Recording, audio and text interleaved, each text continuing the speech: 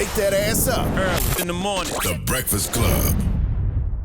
Morning, everybody. It's DJ NV, Jess Hilarious, Charlamagne the Guy. We are the Breakfast Club. Let's get in some front page news. Good morning, Morgan. Good morning, Envy, Charlamagne, and Jess. Listen, there's a lot going on the top of your headlines and the front page news. But first, let's talk about this breaking news out of California. Firefighters continuing to battle a blaze moving fast through Palisades and the Los Angeles hills. The strong windstorm is making it difficult to control the wildfire in Pacific Palisades. The high winds are expected to continue to move through today. California Governor Gavin Newsom has advised residents across the region to make evacuation plans. We'll also hear from Margaret Stewart, who is from the Los Angeles Fire Department, who called the situation incredibly unpredictable. Let's hear from Gavin Newsom and LAFD's Stewart.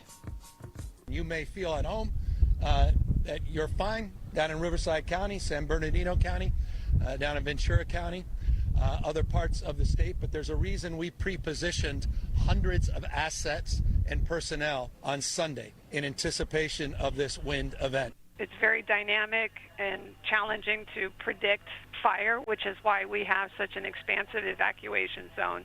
We want to get everybody out of the area safely. Yeah, so Stewart went on to say strong winds have grounded all aircraft, including water-dropping helicopters, and this is a developing situation, so I will keep you guys posted as this situation develops. Are these fires a natural phenomenon? Yes, they do not know how the fires started, but it does appear to be like brush. Brush fires. Yeah, I got family out there that said they haven't had power in the last 2 days, and a lot of the popular restaurants have been shut down because they've been burnt down. So if you have family out in California, definitely pray for them or tell them to evacuate if they need to. Don't tell them to stay there to try to save that house. Get the hell out if they need to. I mean, you got to have the money to evacuate, and it's the middle of the week. Kids are in school. You got jobs to go to. Like, it's not as easy as just up in and evacuate. You might not have a choice if they're burning. I wish more people could afford to have the choice, is what I'm saying. You know what I do wonder, too? I want to ask a firefighter this. Why do they throw water on the forest fires, but then they tell you, like, not to throw water on, like, electric fires or grease fires? Like, I wonder what's the difference. Every fire is different. Yeah, every fire is different. Yeah. And that's why I wonder why. Depending how they spread. Yeah. I wonder why. Yeah. Different Because of ways how to they're ignited. Yeah, different ways to handle different fire. Water would not handle a grease fire. We know that. Water and oil don't mix, so you would have to handle that fire a different kind of way. But moving on, Vice President Harris's Los Angeles home is actually in the evacuation zone in Brentwood, in the eastern point of the evacuation zone. However, she is actually here in Washington, D.C. The fire whipped past at least 80 miles per hour, has burned nearly 3,000 acres of land with no containment. Now, the VP has issued a statement saying her heart goes out to those impacted by the devastating wildfires, and she also went on to say that her and President Biden are committed to ensuring that no community has to respond to the disaster alone, adding that they have already mobilized federal resources to suppress the fires and provide overhead support. Moving on, this is just, again, that's a very sad situation. Moving on, the United States, we're still in mourning of the 39th President, Jimmy Carter. Now, his remains arrived yesterday after being flown from Georgia earlier in the day. Carter's family and hundreds of lawmakers watched as a honor guard carried his casket up the steps to the Capitol. He is now lying in state at the U.S. Capitol. Vice President Harris delivered the eulogy during a memorial service in the Capitol Rotunda yesterday and noted how Carter was able to broker peace between Egypt and Israel, adding that he was a respected global leader who will be remembered for his legacy. Let's hear from VP Harris on late President Carter. Through his unshakable belief in the power of American diplomacy, he secured the Camp David Accords. He instituted full diplomatic relations with China, which he would later call one of the most historically significant accomplishments of his presidency. Jimmy Carter established a new model for what it means to be a former president and leaves an extraordinary post-presidential legacy. I bet President Carter's spirit is like, if you don't hurry up and bury me. I was thinking the same thing. I was just thinking, when did he die? Because I feel like it's been a while. I died at 100. I'm ready to go. I don't need to be lying in state at the U.S. Capitol. Y'all been watching me lying in state for the last decade. I was just thinking, I was like, man, when did he? I thought he died like way before New Year, like right? Like Christmas, I mean, like day after Christmas, right? He kind of did because he was kind of already dead. Shut up, man. Shut up. Like we used to see him like a couple months ago. He was just laid out, mouth wide open. All right. He looked like he was lying and stayed dead for some time. All Yes, right. he was. That's crazy. For some time. Well, that's front page. Let's front page news. What are we doing next hour? Next hour, we're going to talk about Trump and all the things that he had to say at his Mar-a-Lago presser. So we'll get into that. All right. 7. And everybody else, get it off your chest. 800-585-1051. If you need to vent, call us up right now. Again, 800-585-1051. Get it off your chest. Call us up right now. It's The Breakfast Club. Good morning. Wake that ass up. early in the morning. The Breakfast Club.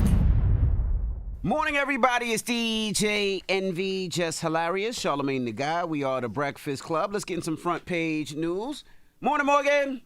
Good morning, NV, Jess, and Charlamagne. Y'all doing all right this morning? Yes, ma'am.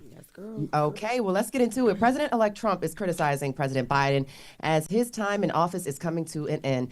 Trump spoke at his Mar-a-Lago residence a day after Congress certified his election win and suggested the Biden administration is doing the American people wrong and claimed inflation is raging. Here's Trump's comments on the transfer of power. Let's hear more from President-elect Trump. We are inheriting a difficult situation from the outgoing administration, and they're trying everything they can to make it more difficult.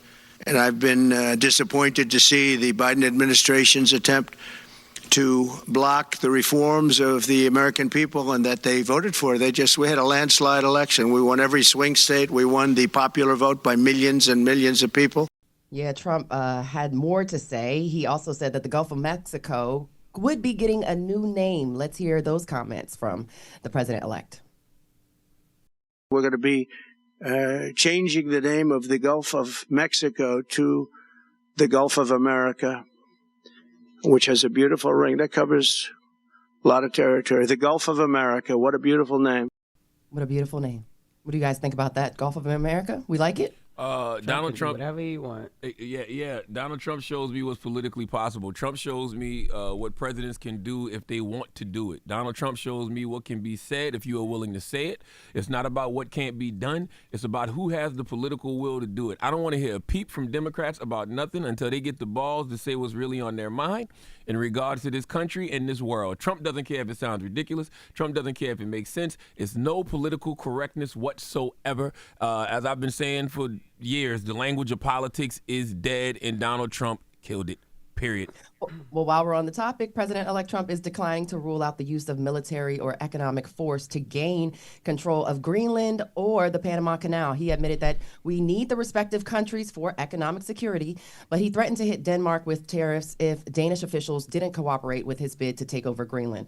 When asked if he would rule out military or economic coercion to get Greenland or the Panama Canal, Trump said, "I can't assure you on either of those two." Now, the president-elect also said he would consider using economic coercion to convince Canada to become the 51st state and part of the United States. Now, lest we not forget that President-elect Trump will be sentenced this week, Friday, January 10th. This comes as a judge is rejecting his efforts to stop his sentencing.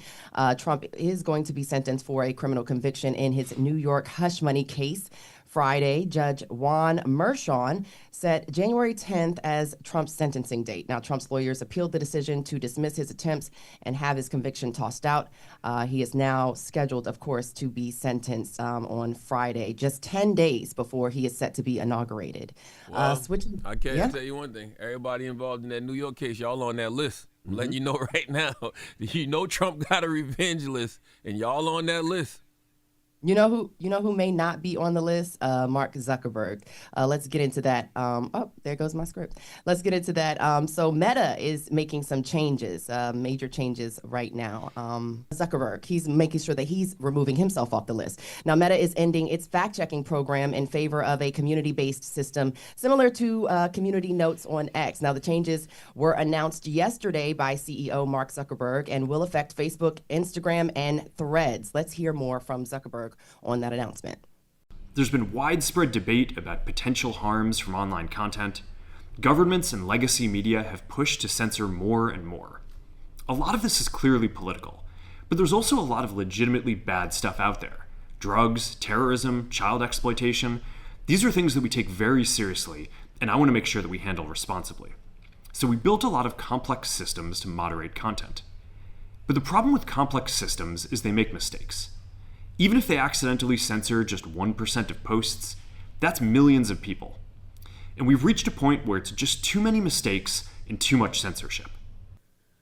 Yeah, so Zuckerberg said the idea is to focus on reducing those mistakes and restoring freedom of expression. Now, he cited the recent election as a big reason behind the decision, criticizing governments and legacy media for pushing for more censorship. What do you guys think about that? So basically, no more fact-checking. You get to say what you want on these social media platforms. I mean, what's new? Is that new? That's not new. None of that matters anyway. Facts don't matter over feelings nowadays. People don't read the fine print, and that's what those community notes are anyway, fine print. So, like, the fact-checking don't matter. The community notes don't matter. Like, nobody cares about the truth and the lies more entertaining. I thought they put up algorithms to stop a majority of that or to try to stop it, but I guess that's all thrown out the window now, right? What's the algorithm that could stop it? I guess certain keywords and things like that. Yeah, they actually, when it came to fake news and stuff like that. They actually contracted a number of fact-checking companies throughout the world globally to make sure that, to basically watch these type of things.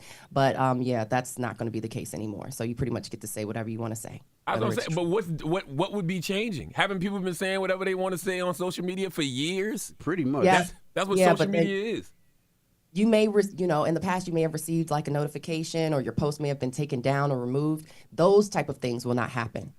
Oh, so now your post will just be up there. Gotcha. Yeah. You know how you might end up in like the Facebook jail because you said something crazy. Well, maybe that may not be the case anymore. And then certain lawsuits come from that too, right? Like you say whatever you wanted and you end up being sued, but that's not going to be a problem now because no fact. Yeah.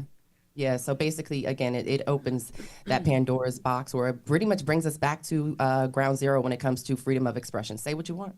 I mean, that's really the biggest problem. The biggest problem is that these social media platforms can't be held accountable for any of the lies that are on their platforms. Because, like, if I get on this radio and say something that's not true, somebody can sue me. You're liable. They can sue the radio station. They Right. can sue iHeart. Like, there's a bunch of different people they can sue. You can't do that when it comes to these social media platforms. You can sue the person, the individual that said it, but not the platform's not being held responsible. Correct.